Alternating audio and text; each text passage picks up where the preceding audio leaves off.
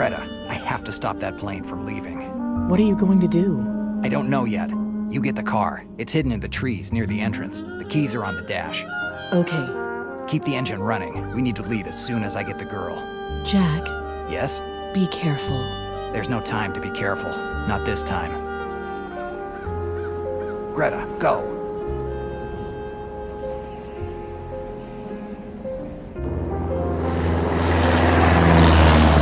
Dannazione. It's too late. It looks like you're too late, Del Nero. What are you doing here? Why aren't you on that plane? I hate traveling. I'm not the kind of guy who crosses the desert on a camel. I prefer the comfort of the big city. Moreover, had I left, I would have missed the chance to deal with you. You made me look ridiculous in the eyes of the organization, and I don't have any intention of letting you get away with it. And what do you want to do? Kill me? I can see it on your face that you've never shot anyone. You're not that kind of guy. You send your men to do your dirty work. You're right. I've never shot anyone, even though many men and women died because I ordered it. How brave. But you know, there's a first time for everything. It was destiny, Del Nero.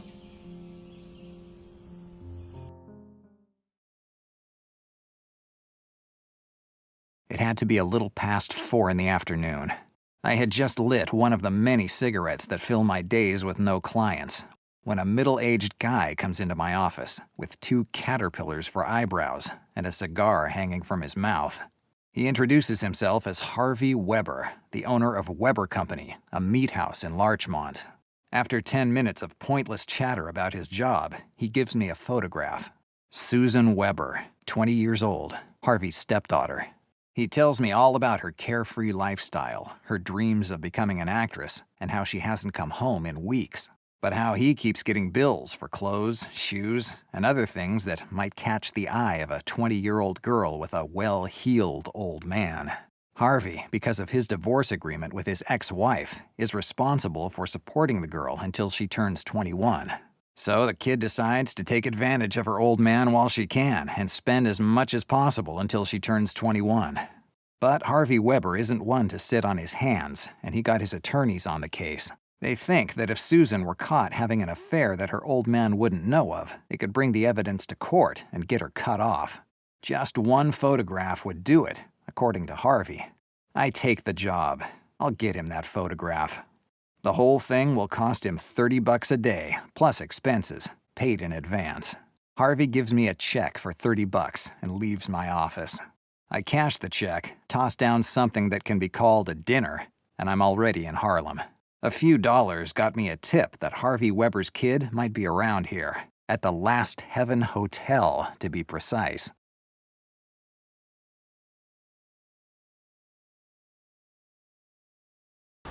According to the information that I have, a few days ago, some blondie went on a shopping spree here in Harlem. In this neighborhood, if you have money to spend on clothes and jewelry, it's easy to get noticed. I even managed to find out that the girl was seen entering the Last Heaven Hotel. I'd better ask a few questions.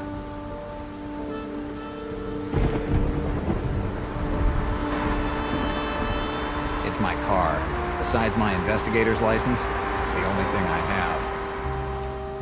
I have no intent.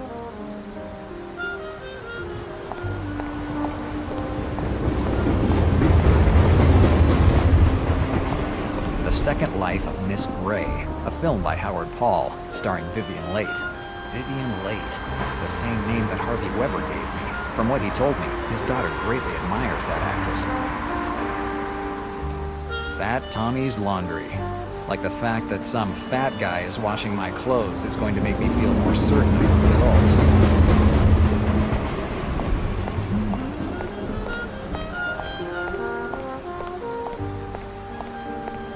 Last Heaven Hotel. A curious name for a hotel in Harlem. From the information that I got, this is where Harvey Weber's stepdaughter is.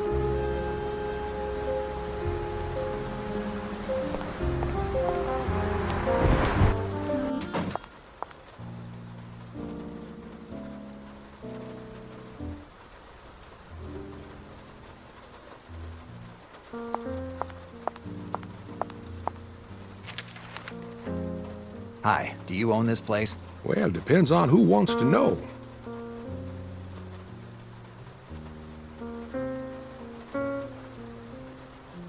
I'm a friend of one of your guests. The last guy who introduced himself as such destroyed a room for a thing about lovers. So pardon me if I'm a little wary of friends of my guests. I'm a private detective. A private detective. I guess someone has gotten himself in trouble. More or less. It's about a girl. A girl, you say? There are a lot of them here. And for a few bucks, they can give you a night that will stay in your memories for a long, long time. She's not a prostitute. Susan Weber, white, medium frame, blonde hair, 20 years, and pretty enough to cause her some troubles. Have you seen her? Well, I'm sorry, but I'm not used to giving out information about my guests to the first person who happens by. People come here to have a place where no one can find them, and not just for a place where to sleep. And I try to help them with that as much as I can.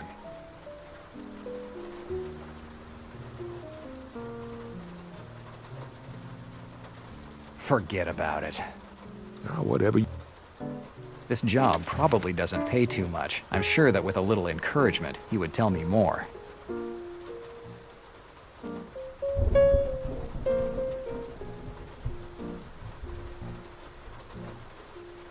$10 should be more than enough for some information.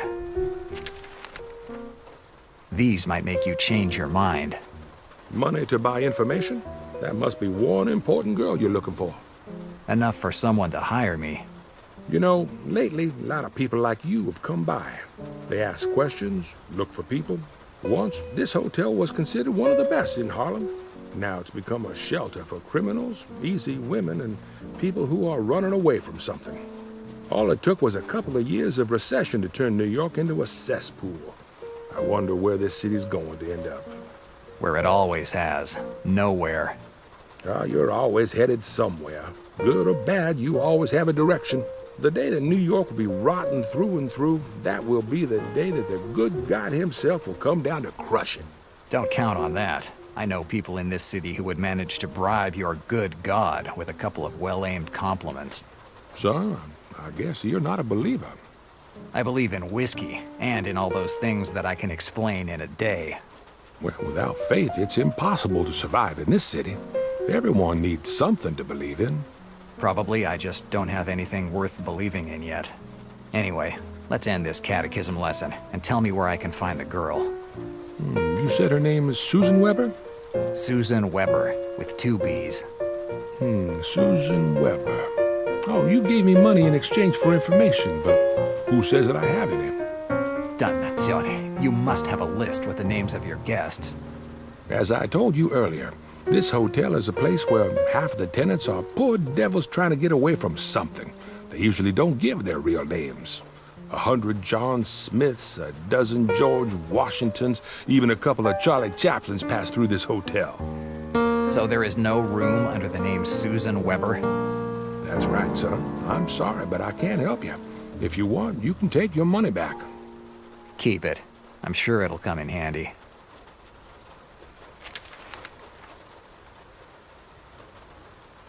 Sitting down and reading. Son, what else can I do for you? I have a question for you. Tell me.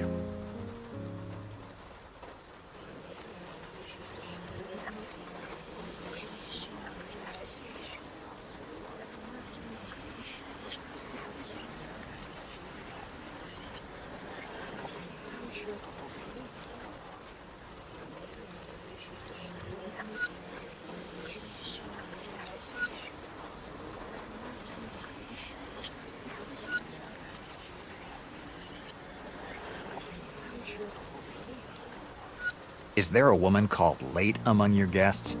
Late, yes, and she matches your description. White, young, and blonde. Is she the woman you're looking for? Yes. What room is she in? Room 313, 3rd floor, end of the hallway. Thanks. I don't have anything else to ask you. Well, if you need me, I'm here.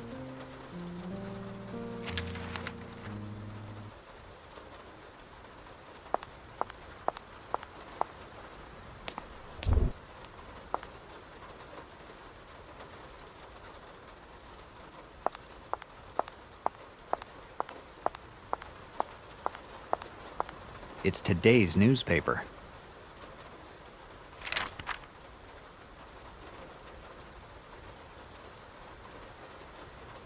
Even though companies keep shutting down, the newspapers are saying the worst is behind us. I wonder who it helps if people believe it.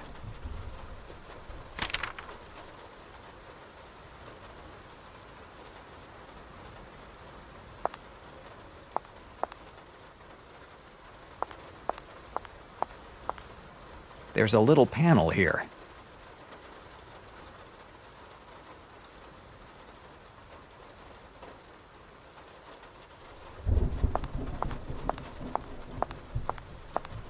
Room 313.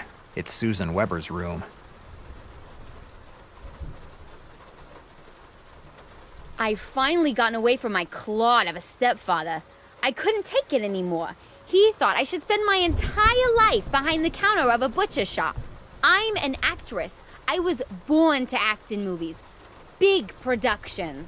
Isn't that right, Teddy Bear? Of course, baby. I'll make you the biggest star in Hollywood.